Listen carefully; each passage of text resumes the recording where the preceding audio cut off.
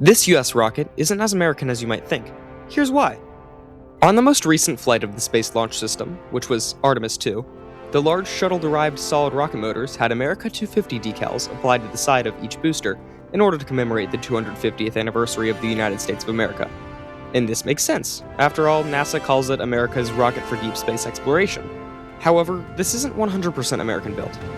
You see, the Orion capsule is linked to the European Service Module, or ESM, named because it's built by the European Space Agency. The service module's job is to provide the main propulsion, generate electricity, regulate temperature, and store critical air and water needed to keep the astronauts alive in space.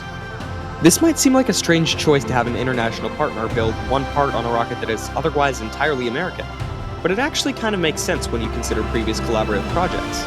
The ESA sometimes launches American payloads into space, and they have a history of building service modules on the Automated Resupply Vehicle, or ATV, which helps keep the ISS stacked up on resources it needs. It made more sense just to let this international group build the specific section when they've been doing similar work anyways.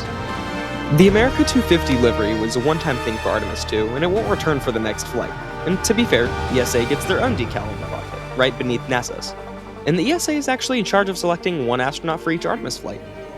So, overall, while the SLS is a primarily American launch vehicle, just like its country, it can sometimes use a little help from some international buddies.